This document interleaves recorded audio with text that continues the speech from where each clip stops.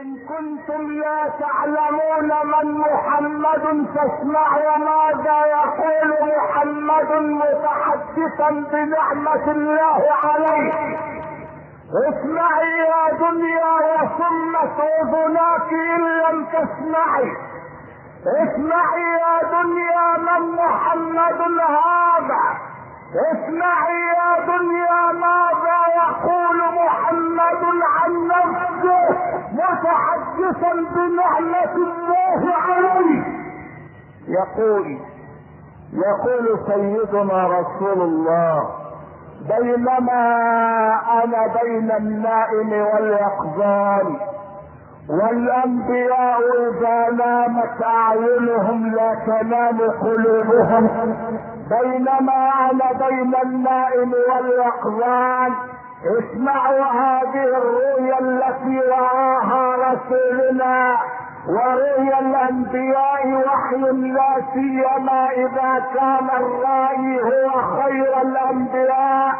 يقول: بينما انا كذلك اذ اتاني جبريل وميكائيل في المنام، فقال جبريل لميكائيل: زنه يا ميكائيل.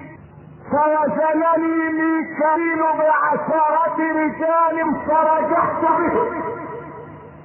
فقال جبريل: زنه ب100.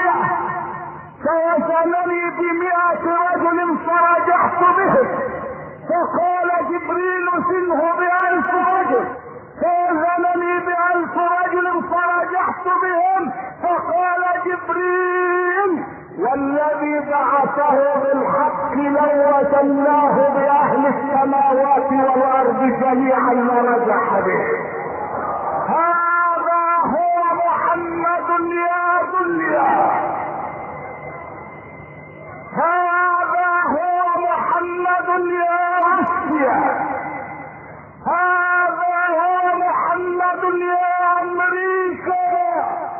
حاول المستشرقون ومن لفهم من المستغربين حاولوا ان يثيروا التراب على رسول الله، ولكني اقول لاولئك وهؤلاء: لو تحول الناس جميعا الى كالناسين ليثيروا التراب على السماء فسيثيرون التراب على انفسهم، وتبقى السماء هي السماء ضاحكة السن مسلومة المصيبة.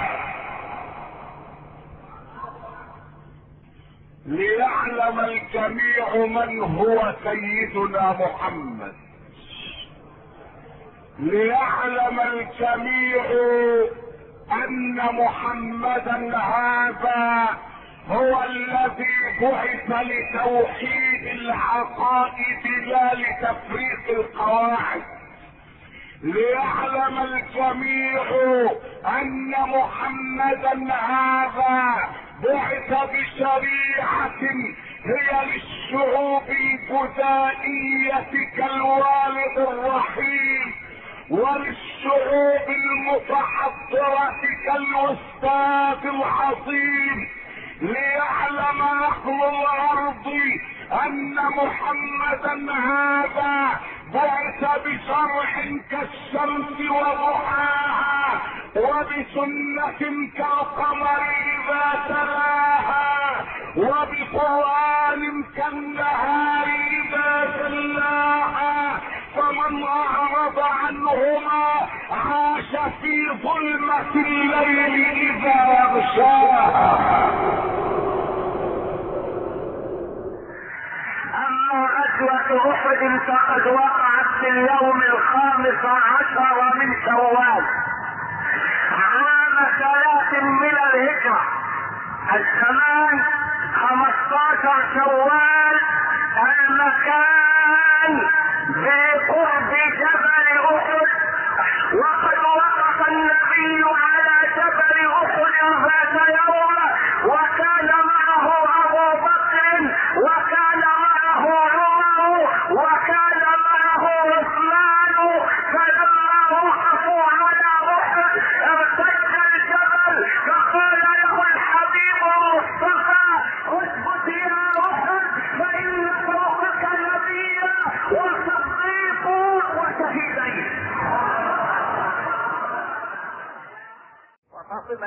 من؟ بنت سيدنا، بنت الرجل الذي هبط عليه الامين جبريل وقال له: يا رسول الله، السلام يقرئك السلام ويقول لك أتدري فيما رفع الله ذكرك؟ قال الحبيب: الله أعلم يا جبريل. فقال له كبير أمناء وحي السماء: إن الله تعالى يقول لك: رفعت ذكرك يا حبيبي بأن اسمي لا يذكر إلا ومعه اسمه. اسم الله يذكر مع اسم محمد في الأذان 5 مرات، وفي الإقامة 5 مرات، وفي قراءة التشهد في الصلوات، وعندما ننام على فراش الموت لنسلم الروح إلى الله نقول: أشهد أن لا إله إلا الله، نشهد أن محمدا رسول الله. هو النبي، هو النبي الذي كتب الله له بين كتفيه بيد القدرة: يا حبيبي توجه كيفما شئت فإنك منصور.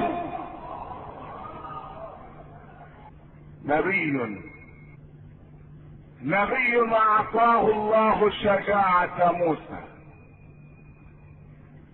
وشفقة هارون وإقدام داود وعظمة سليمان وبساطة يحيى ورحمة عيسى وصبر أيوب.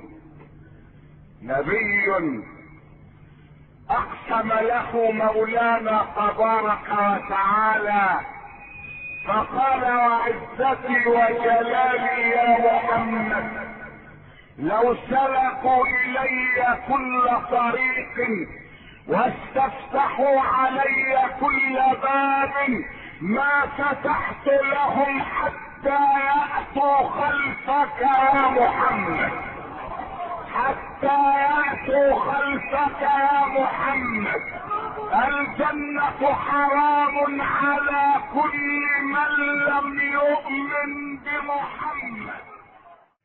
إن السلطات الهندية صادرت العدد الأخير من مجلة نيوزويك الأمريكية لأن المجلة نشرت صورة للنبي محمد، وهل للرسول صورة؟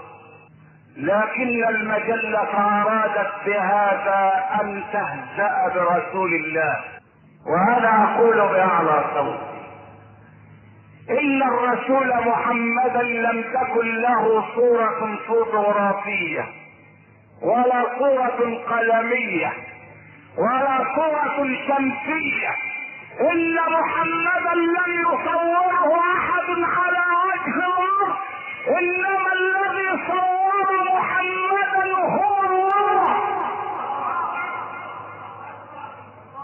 هو الخالق البارئ المصور. يا أصحاب المجلة، لا يستطيع بشر أن يصور محمدا أبدا. كيف أبو هريرة يحدثنا عن سيدنا محمد فيقول: ما رأيت أجمل من رسول الله صلى الله عليه وسلم، كأنما تجري الشمس في وجهه. الشمس التي بيننا وبينها 92 مليون ميل و870 ألف ميل، ومع ذلك تملأ الدنيا ضياء وجمالا وبهاء وثناء. بل انك اذا اردت ان تعقد مقارنة بين الرسول وبين الشمس لوجدت الرسول اعظم من الدنيا وما فيها. فالله تعالى سمى الشمس سماها سراجا وهاجا، وسمى الحبيب محمدا سراجا منيرا.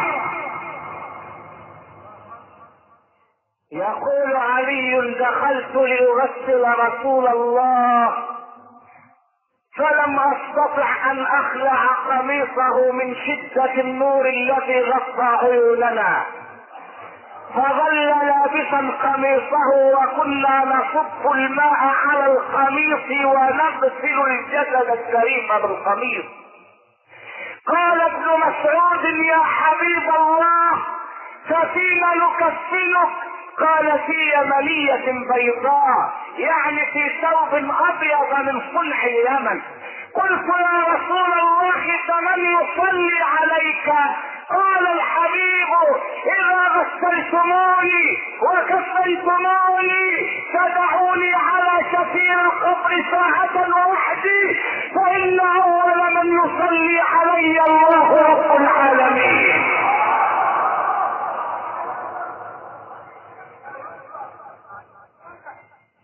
الله الله الله يا سيدي يا رسول الله. ثم يصلي علي جبريل وميكائيل، ثم يصلي علي إسرافيل وملك الموت، ثم ادخلوا علي جماعات وفرادا وصلوا علي.